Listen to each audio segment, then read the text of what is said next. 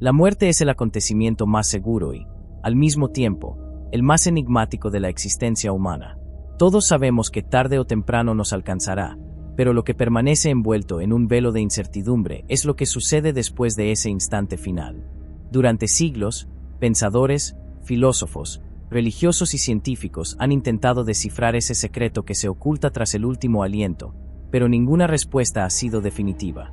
Esta ausencia de certeza es la que alimenta nuestra curiosidad, nuestros temores y, también, nuestras esperanzas. Para muchos, la pregunta sobre la vida después de la muerte no es únicamente un asunto teórico o especulativo, sino una necesidad vital de sentido. Saber si lo que somos termina con el cuerpo, o si de alguna forma persiste más allá de él, influye en la manera en que vivimos, en cómo afrontamos el dolor, en cómo concebimos la justicia y en cómo damos valor a cada instante. De ahí que no sea un tema marginal, sino un núcleo profundo de la experiencia humana. El pensamiento sobre la muerte nos recuerda la fragilidad de nuestra condición, pero también nos invita a mirar hacia el horizonte de lo desconocido con una mezcla de temor y fascinación. A lo largo de la historia, diversas culturas han dado respuestas distintas a esta interrogante. Algunas visiones han ofrecido consuelo en la promesa de un reencuentro eterno con los seres queridos en un paraíso. Otras han infundido temor con la amenaza de un infierno sin final. Otras, en cambio, han planteado que no hay nada más allá, que la muerte es el término absoluto de la conciencia. Cada una de estas visiones, aunque diferentes, parte del mismo origen, la incapacidad humana de aceptar con facilidad el vacío del misterio. Pensar en la muerte es, en cierto modo, enfrentarnos a nosotros mismos, a nuestros deseos más profundos de permanencia y a nuestras resistencias frente a la desaparición. Este recorrido no busca imponer una respuesta ni definir un dogma. Su propósito es más bien abrir un espacio de reflexión, recorrer escenarios posibles, examinar sus luces y sombras, y detenernos a valorar si alguno de ellos resulta deseable para la conciencia humana. No se trata de demostrar cuál es verdadero, sino de explorar lo que cada visión revela sobre nuestras aspiraciones y nuestros temores más íntimos. En este análisis, más que respuestas definitivas, encontraremos preguntas nuevas, dilemas éticos y perspectivas que nos ayudan a comprender mejor nuestra relación con la vida y la muerte. Cuando se piensa en la muerte desde una mirada estrictamente materialista, surge la idea de la nada absoluta. En este escenario, la muerte es el fin definitivo de toda experiencia. La conciencia, el yo, los recuerdos, los pensamientos y las emociones se disuelven por completo, como una vela que se apaga sin dejar huella de luz ni calor. Desde esta perspectiva, no existe un después. No hay tránsito hacia otro lugar ni continuidad de lo vivido, solo un silencio eterno, una ausencia total. Este planteamiento fue defendido por filósofos como Epicuro, quien afirmaba que la muerte no nos concierne. Su razonamiento era claro: mientras estamos vivos, la muerte no está presente, y cuando ella llega, ya no estamos para experimentarla. Por lo tanto, no hay una coexistencia entre la vida y la muerte. La conciencia nunca puede experimentar el no existir. Desde este ángulo, el miedo a la nada es irracional, pues la nada no es algo que vayamos a sentir. Lo único que existe es la vida mientras dura, y con la última respiración, simplemente dejamos de ser. Sin embargo, la idea de la nada absoluta genera en muchos un profundo desasosiego. El ser humano, acostumbrado a la continuidad del pensamiento y a la permanencia de la memoria, encuentra difícil aceptar que todo aquello que compone su identidad pueda desaparecer sin dejar rastro. Surge entonces la pregunta: ¿es deseable esta forma de no existencia? Algunos sostienen que sí, porque sería un descanso definitivo, el fin del sufrimiento, de los conflictos y del dolor. Sería la liberación más radical, un apagón que elimina cualquier posibilidad de angustia. Otros, en cambio, lo consideran aterrador, porque significa que todo esfuerzo, todo amor, todo aprendizaje y todo sueño quedan reducidos a la nada, sin sentido ni propósito último. El atractivo y el temor de esta visión radican en la misma raíz: su simplicidad. La nada no ofrece castigos ni recompensas, no exige méritos ni condena pecados. La nada es imparcial, absoluta y universal. Para quienes buscan consuelo en la idea de justicia cósmica, la nada resulta decepcionante. Para quienes están cansados de las luchas de la vida, puede parecer una promesa de paz. El dilema filosófico, entonces, no está en la nada en sí misma, sino en cómo la mente humana se enfrenta al hecho de su propia finitud. La idea del cielo ha sido, durante siglos, una de las promesas más poderosas y reconfortantes para quienes se enfrentan al misterio de la muerte. En la mayoría de las tradiciones religiosas, el cielo es presentado como un espacio de recompensa, un lugar donde las penas terrenales se desvanecen y solo permanece la dicha. Allí, las almas encuentran descanso, paz infinita, comunión con lo divino y, en muchas visiones, la posibilidad de reencontrarse con los seres queridos. La imagen de un paraíso eterno, libre de sufrimiento, ha inspirado a millones de personas y ha dado sentido a sus vidas, alentándolas a vivir con fe, virtud y esperanza. Sin embargo, cuando se analiza con detenimiento, el concepto de un cielo eterno plantea preguntas inquietantes. ¿Qué significa, en realidad, vivir por toda la eternidad en un estado de felicidad constante? En el mundo humano, la experiencia del placer está estrechamente ligada a la novedad, al contraste con el dolor o con la carencia. Si la eternidad promete solo alegría sin interrupción, cabe preguntarse si esa alegría conservaría su valor o si, con el paso del tiempo, se transformaría en monotonía. Algunos filósofos han sugerido que un cielo sin cambio podría convertirse en una forma de tedio absoluto, donde la perfección misma se vuelve insoportable al no dejar espacio para la sorpresa o el crecimiento. A esta inquietud se suma la idea de la libertad. Un paraíso en el que no existe la posibilidad de elegir otra cosa que no sea la felicidad eterna puede interpretarse, paradójicamente, como una limitación de la voluntad. De ahí que algunos pensadores modernos hayan propuesto una variante, un cielo con salida voluntaria. En este modelo, las almas tendrían la posibilidad de disfrutar del paraíso durante tanto tiempo como lo desearan, pero también la libertad de poner fin a esa experiencia cuando lo consideren adecuado. Bajo esta visión, el cielo deja de ser una prisión dorada y se convierte en un espacio flexible, respetuoso de la autonomía y de la necesidad de sentido. Así, el cielo eterno se ubica entre la promesa más sublime y el dilema más complejo. Representa la aspiración humana de trascender el dolor y el deseo de alcanzar la plenitud, pero al mismo tiempo nos obliga a preguntarnos si esa plenitud sin límites podría sostenerse indefinidamente sin perder su atractivo. El cielo, en última instancia, refleja no solo nuestra fe en lo divino, sino también nuestra dificultad para concebir una existencia en la que el tiempo deje de tener sentido y en la que todo lo que anhelamos se encuentre cumplido para siempre. Entre todos los escenarios que la imaginación humana ha concebido sobre la vida después de la muerte, ninguno ha resultado tan aterrador como el del infierno eterno. En múltiples tradiciones religiosas, este destino se presenta como el lugar de castigo definitivo, reservado para aquellos que han cometido faltas graves, han rechazado lo sagrado o han vivido de espaldas a la justicia moral. La imagen que se ha transmitido de generación en generación es la de un espacio de sufrimiento interminable, un ámbito de fuego, oscuridad, llanto y desesperación donde no existe posibilidad de redención ni esperanza de escape. Más allá de sus descripciones simbólicas o literarias, el concepto de infierno eterno plantea profundas cuestiones filosóficas y éticas. ¿Es realmente justo que un ser humano, cuya vida terrenal es finita, deba enfrentar un castigo infinito por los errores cometidos en un tiempo limitado? Esta desproporción ha sido motivo de debate entre teólogos, filósofos y creyentes a lo largo de los siglos. Para algunos, el infierno es una metáfora del alejamiento de lo divino, una forma de expresar la distancia que se genera entre el alma y la fuente última del bien. Para otros, sin embargo, la idea literal de un tormento perpetuo resulta incompatible con la noción de un Dios justo y misericordioso. Desde una perspectiva existencial, el infierno eterno representa el peor escenario imaginable, no solo porque implica dolor sin fin, sino porque niega por completo la posibilidad de transformación. En la vida, el sufrimiento suele tener un propósito, un aprendizaje, un límite que lo hace soportable. Pero en el infierno eterno, el dolor carece de sentido, no educa ni redime, simplemente se perpetúa. Es la prisión más absoluta, donde el tiempo no conduce a ningún lugar y la conciencia está condenada a revivir, una y otra vez, su propia desesperanza. Por estas razones, el infierno no solo es temido, sino también cuestionado. Su poder simbólico ha marcado a generaciones, moldeando comportamientos y decisiones, pero al mismo tiempo revela la tensión entre el deseo humano de justicia y la angustia ante un castigo sin final. En última instancia, pensar en el infierno eterno nos obliga a reflexionar sobre nuestros conceptos de moralidad, sobre el valor del perdón y sobre lo que realmente entendemos por justicia. Es, sin duda, el escenario más oscuro y menos deseable de todos los imaginados para la vida después de la muerte. La figura del fantasma ha acompañado a la humanidad desde tiempos antiguos, convertida en relato popular, en mito y en advertencia.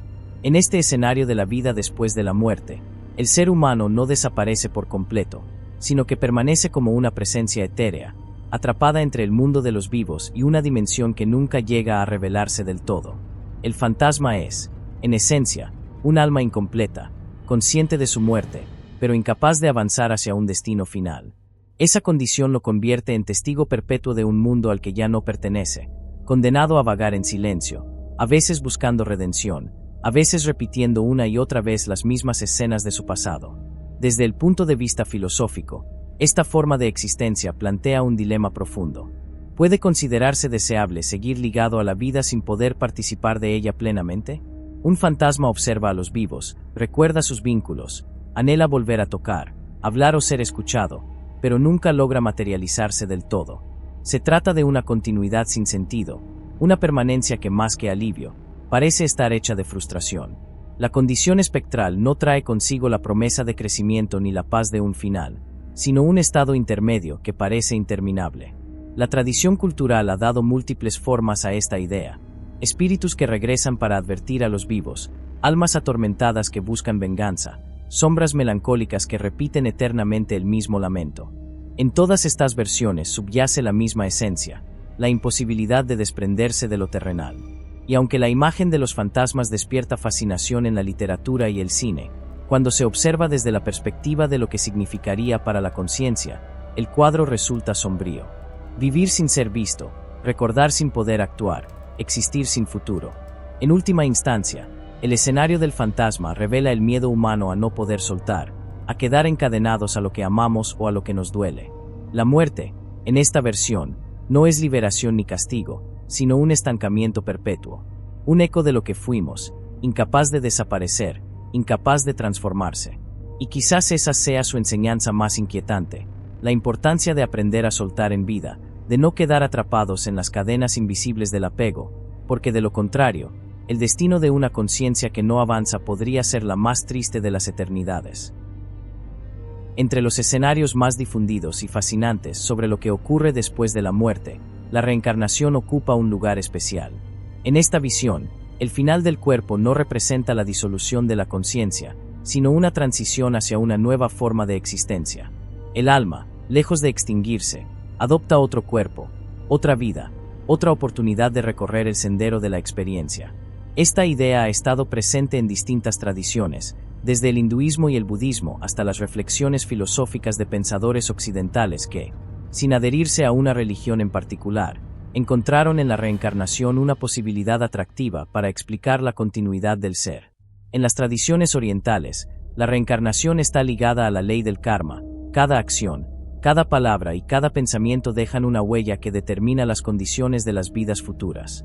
La existencia no se concibe como una línea que comienza con el nacimiento y termina con la muerte, sino como un ciclo interminable de nacimientos y renacimientos.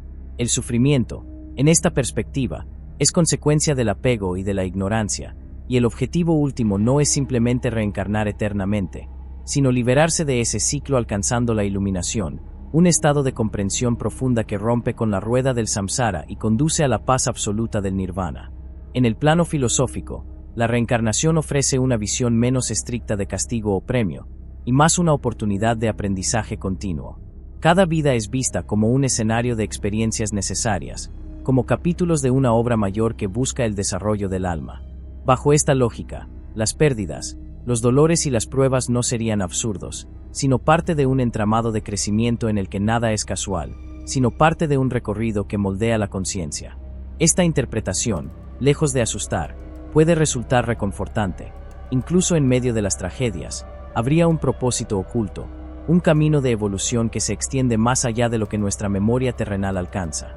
Lo fascinante de la reencarnación es que combina el consuelo de la continuidad con el desafío de la responsabilidad. No nos condena a un sufrimiento perpetuo sin sentido, pero tampoco ofrece un descanso inmediato como la nada. Nos invita a concebir la vida como una escuela permanente, donde cada existencia es una oportunidad de avanzar, de corregir errores, de sembrar mejores causas para cosechar frutos más nobles. En este sentido, puede considerarse uno de los escenarios más esperanzadores, porque aunque no garantiza la perfección, sí ofrece la posibilidad infinita de volver a empezar. Entre las visiones más desafiantes y filosóficamente provocadoras sobre la existencia después de la muerte se encuentra la del eterno retorno.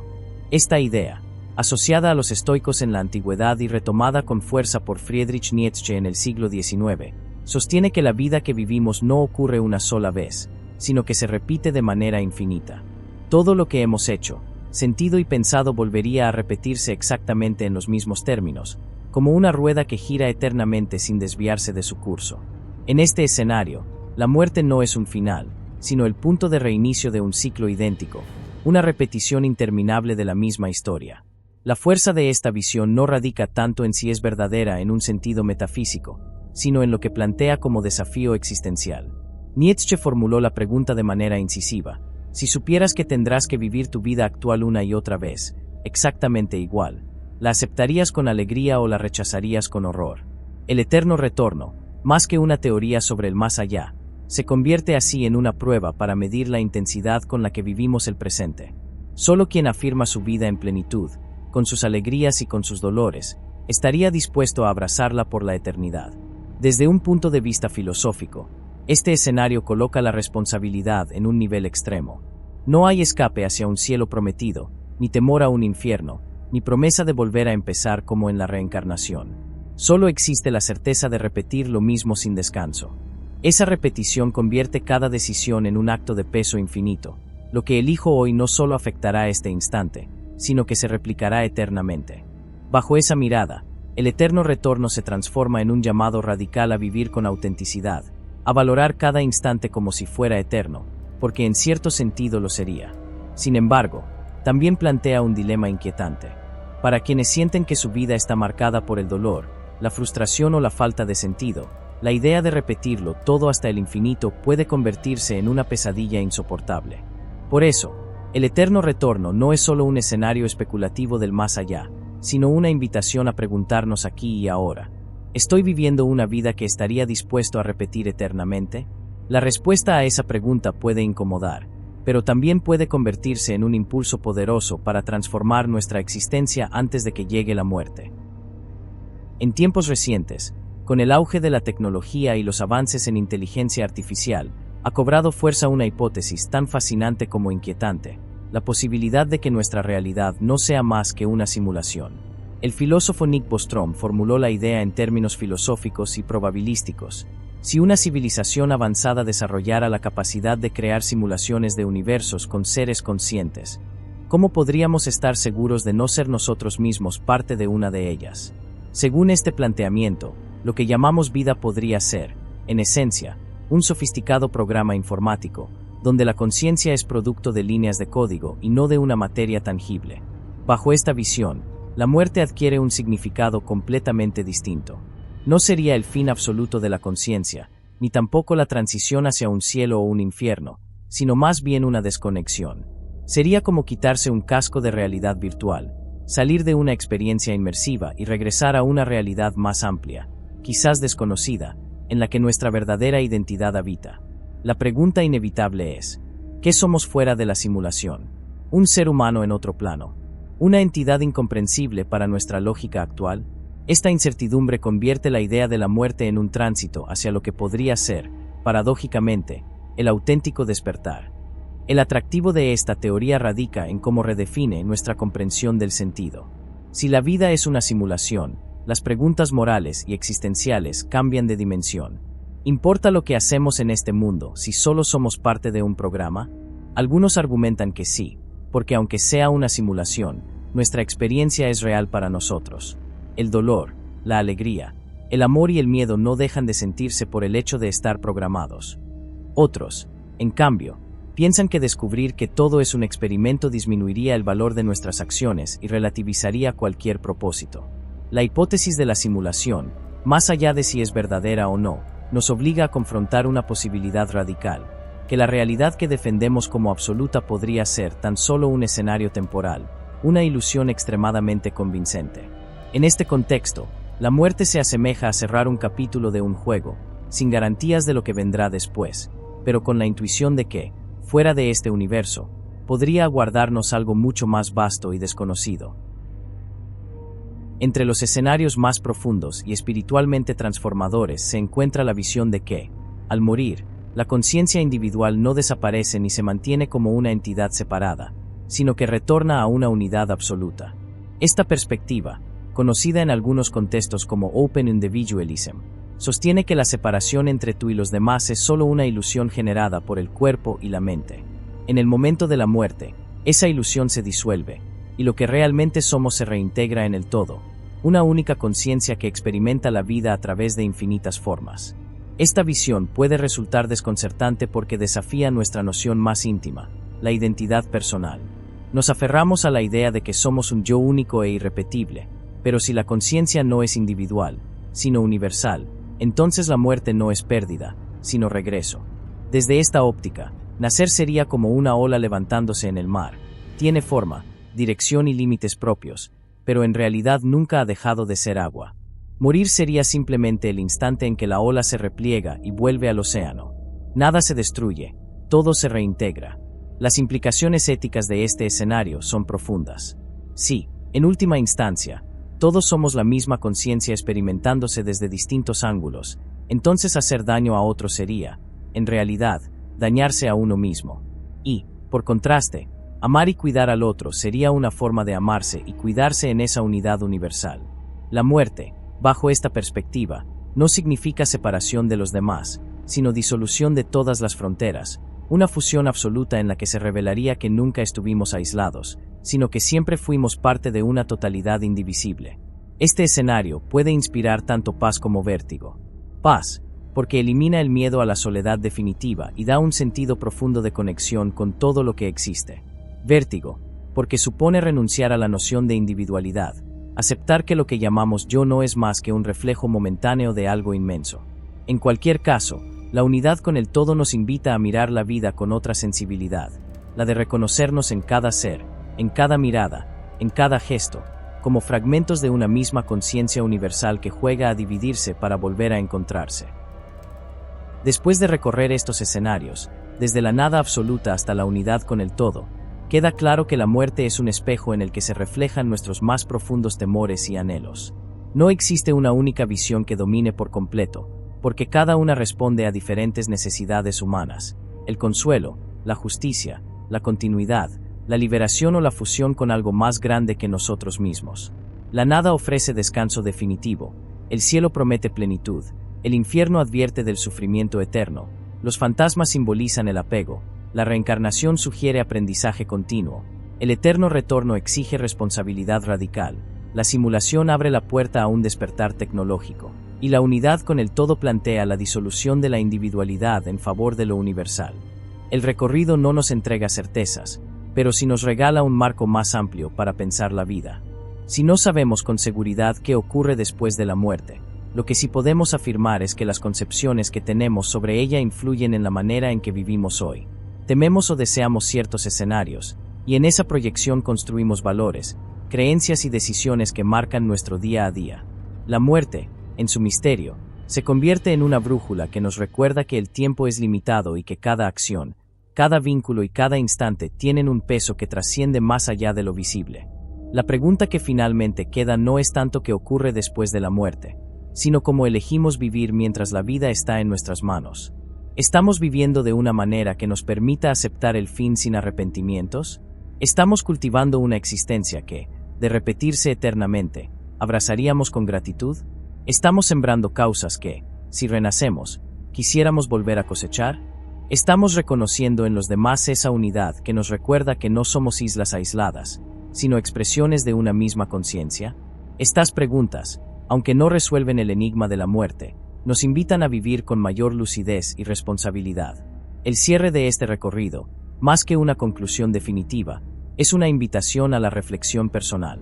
Nadie puede responder con certeza qué nos espera tras el último aliento, pero todos podemos decidir qué hacemos con el tiempo que tenemos ahora. Y tal vez ahí radique la verdadera sabiduría, en no esperar a que la muerte nos dé respuestas, sino en encontrar sentido, belleza y propósito en la vida misma, mientras aún palpita en nosotros.